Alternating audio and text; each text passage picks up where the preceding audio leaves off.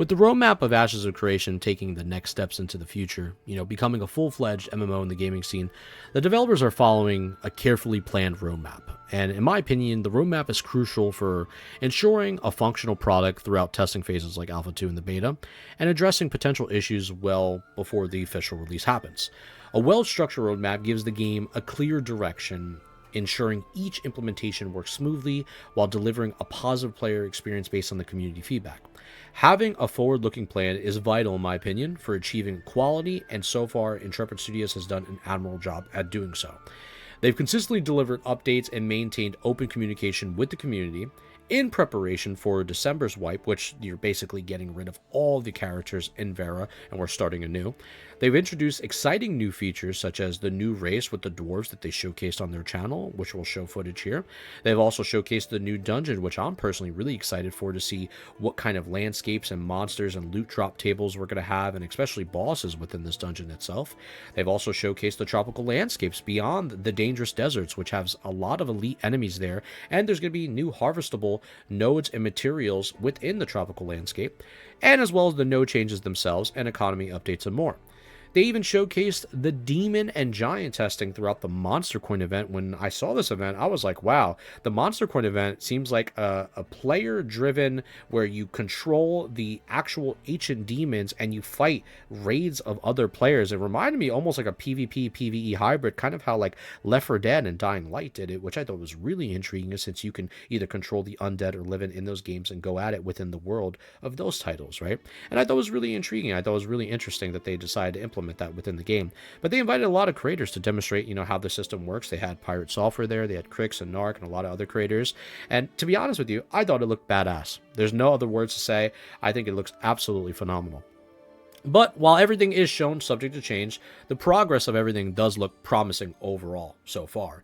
And in my personal opinion, I gotta say, I think the roadmap, I've always said this, especially even in World of Warcraft, with Season of Discovery, I said a roadmap is really critical to really giving trust and having the players be by your side, knowing that we are being guided through a path of understanding, and, we understand where the game is going to go. We have a good feeling and a good grasp, and, have a trust built between the developer and the gamer to basically fundamentally change the way we look at, the game overall in the long run, and make sure that we build a source of trust between both the company and the consumer. And I think honestly that's what they're doing so well right now with Ashes of Creation, is that they have the roadmaps in place that basically has their players trusted, and there is a bond being formed to know that they have something to look forward to every weekend, and bugs and encounters are being addressed, and the discords are being actively updated, and every other week or so they are updating something on their YouTube channel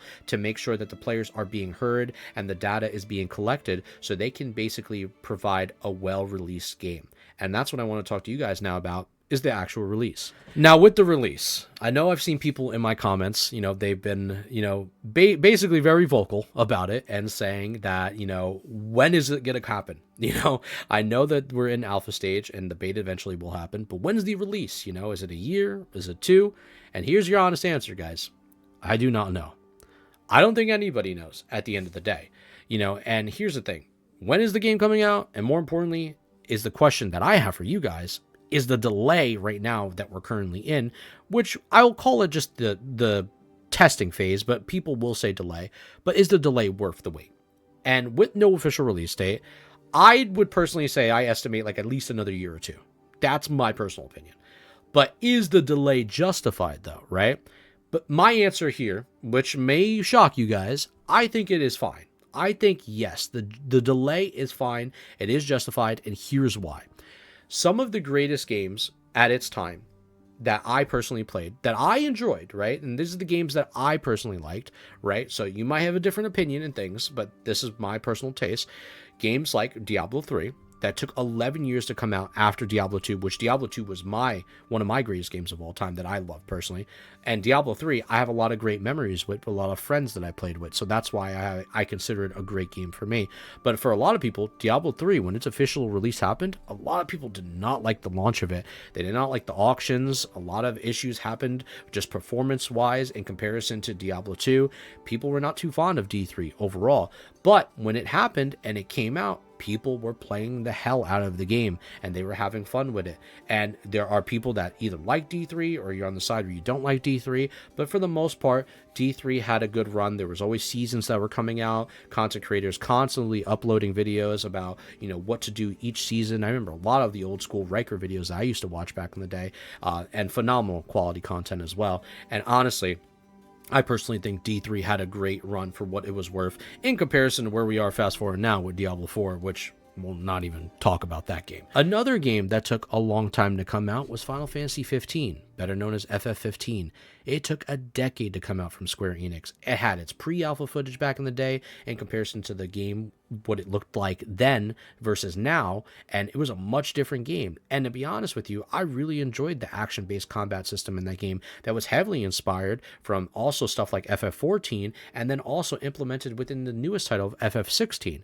And Square Enix is a company that is known to take a long time with their games. I mean, heck, look at games like even Kingdom of Hearts. Those games take forever to come out and people are waiting for them and they love those games, right? And those fan bases are for different people, right? That's not obviously according to the MMO scene, but still, you get what I'm putting down, is that these games take a long time to come out. And yes, FF15 had its issues with its story being kind of lackluster, but the gameplay is what held it up for me in the most part. Another game that took forever to come out, but when it did come out had major issues, was Cyberpunk 2077. It had a plunder of issues where Sony stripped it down from the store, and it had graphical problems, performance problems. It was not working well on consoles or PCs, but through the time and through the mud and through all the bullshit that it happened in the game overall, it wound up being a massive success. And CD Projekt Red, one of my favorite companies ever, kept funding the game, kept working hard on the game, and made a promising game. And now, if you look at the reviews nowadays, after the anime coming out, after Phantom Liberty coming out, and all the updates and changes that they continue making to the game, it is one of the most loved and reviewed games ever. And it is a phenomenal story. It always had a strong story at its core. It just had a lot of problems in the early releases when they were pushing it out for console, when they should have just kept it PC. But I digress. At the end of the day, Cyberpunk, in my opinion, is one of the GOATs, and I really love that game. Even games like GTA. Grand Theft Auto 5 has been out for 11 years, and GTA 6 is still in the works. And when GTA 6 comes out, the multiplayer is not going to be out right off the rip. It's only going to be the story that comes out. The multiplayer is still being worked on from Rockstar. And GTA 5 had plenty of issues. I played GTA 5 forever, and I remember all the issues and bugs and glitches to get money with my friends that I used to do on the 360, and even at the PC at the time, and problems that was happening with the game, and obviously, their crazy monetization of their shark cards as well. There's been issues with that game itself too. Where I'm getting at is this. While these games face criticism for their flaws, they also delivered memorable experiences for many players. Ashes of Creation can learn from these examples, focusing on the time taking to, deliver quality while respecting player feedback. I think what sets Ashes of Creation apart is the community-driven development. Players are in the alpha actively shaping the game. They're reporting bugs. They're witnessing tangible improvements for the game. This collaborative approach, which I haven't seen in quite some time of a lot of titles I've played, it fosters a sense of improvement and purpose, creating a unique and rewarding experience for its testers. And I think the testers themselves, they appreciate these core values and the opportunity to actually test the game with developers that are actively playing the game as well, and actually seeing the raw data and collecting the information to fundamentally change how the game works, and the world of Vera feels alive for everyone, where they feel like all their input and output matters, and they're being heard within the discords, and they don't feel like they're being controlled or ignored, but they actually feel like their decisions are impacting the game's development in some way, shape, or form. And I think that is amazing that, the players have the opportunity to do that, and they allow us to do that with their companies. So it feels like more of just like, just a game in itself, but it feels like we're really, developing a family here, which I've never seen before in quite some time when it comes to, games that, either don't listen to their players, they don't really care about the feedback, they ignore it, the transparency is not there, and they really just want to, put out the product and just release it. I think they're putting a lot of quality and time into the release, and even when the release happens, of course, there could be issues, but I really think even then, we're all together to try to fundamentally make this game a great MMO within the MMO atmosphere. I think, one of the worst things a company can do is have mistakes and ignore the transparency and community trust. When players feel abandoned or unheard, it causes distrust, right? Like that can tarnish everything for the most promising projects, right? Like for example, games like Dragon's Dogma 2, which I love. Dragon's Dogma 1. Dragon's Dogma 1 was badass. And New World, which I loved, right? And like when I had the opportunity to play with my friend, I really enjoyed New World. I thought it was so fun and captivating. They offered cautionary tales, like despite the strong beginnings that, these games had. For example, Dragon's Dogma 2, though, suffered from, limited enemy variety, right? It had issues with lackluster quest design and performance issues. And New World, meanwhile, struggled with, a lot of technical bugs and content droughts and stiff competition at the time, leading to like a massive player drop off. Like it had issues with competing against, World of Warcraft. Lost Ark was just coming over here for the very first time, and everybody was playing Lost Ark. Even myself, I put like 500, 600 hours in the game. Probably not a lot in comparison to more harder and sweatier players, but I still put a lot of time on that game. So New World was dealing with a lot of competition and struggling during that time too. But for Ashes of Creation, learning from these, missteps, I think is crucial for them to, really prioritize a couple key things, right? And I think it starts with having a polished launch, to ensure minimal bugs and exploits and server issues on, large scale events that should run really smooth after all the alpha and beta testing that we do. I also think another thing is having deep content, delivering an engaging endgame system with dynamic quest design and balanced PvP and PvE integration, because it's really important to have something a person should look forward to after they accomplished everything that they wanted to do, and they feel like that reward should meet the measure of the criteria of the input that they put within the game, and that they can explore more, cool and unique quests and feel the endgame system out, and actually see that both PvE and PvP are relatively fun. I also think it's really important to not just Ashes of Creation, but to Intrepid Studios themselves and to Steven and the team to stay true to the vision.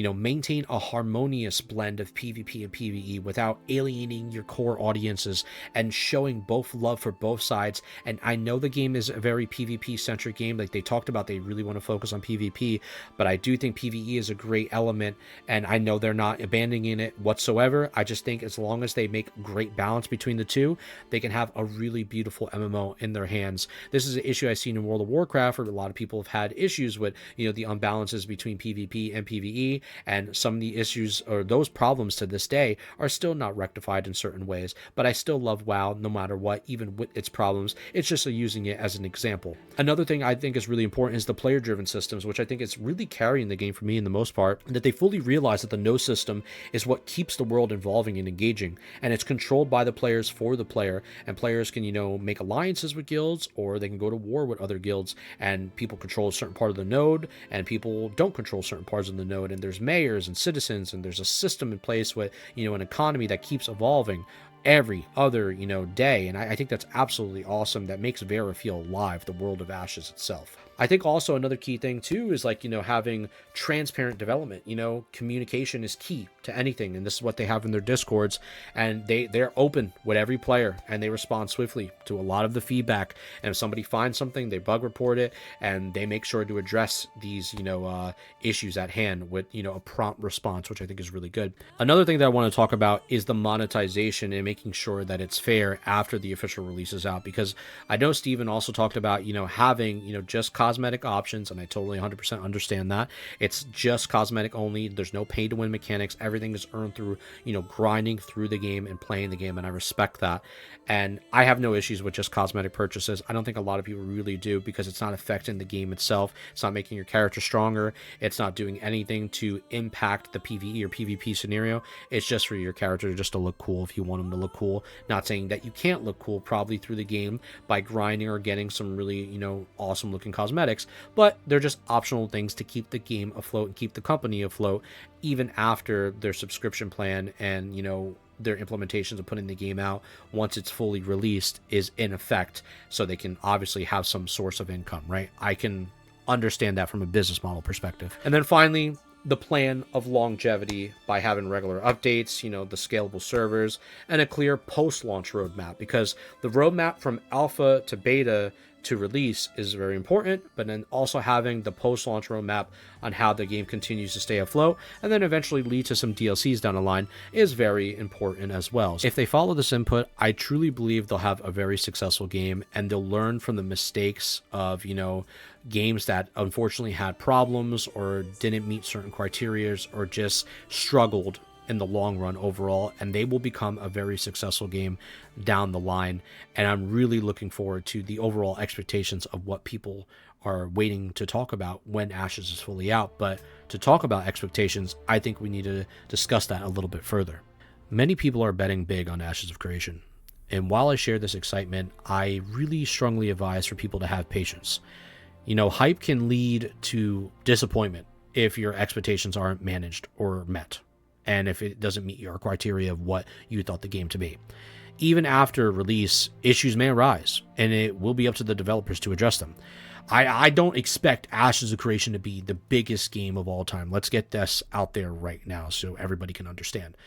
Games like World of Warcraft, Fortnite, Valorant are a rare phenomenon. Like, those games came out at a perfect time and took the world by storm, and not likely to ever be replicated again.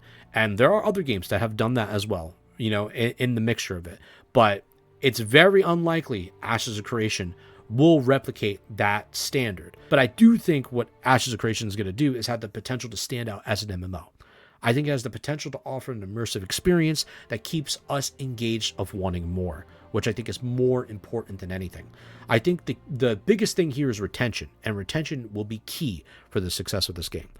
Players will choose Ashes over other titles only if the experience is compelling and enjoyable, while marketing can draw players in. Long-term success depends on delivering a game that meets and exceeds its expectations. So personally, I believe Ashes will carve out a strong place in the MMO scene, but even if challenges arise post-launch, I'll be here to cover those developments because I'm really looking forward to the process of this game. It's a reason why I've started to talk about this game on this channel, because I truthfully believe that it offers a fresh chapter.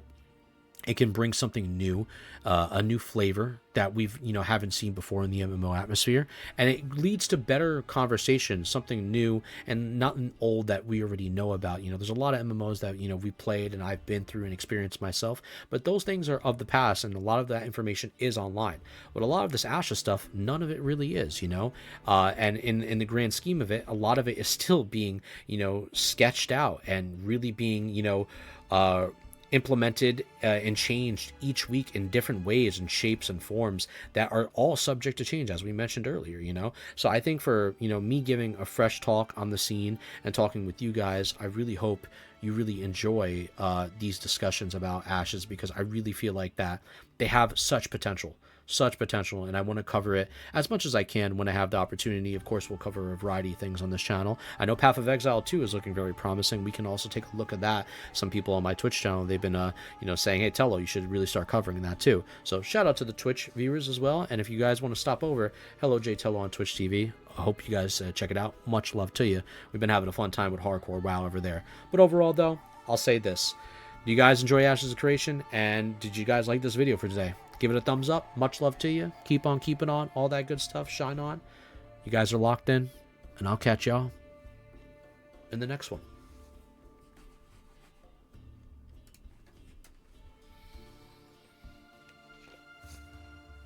I realize I didn't butt chug this water. Settle down.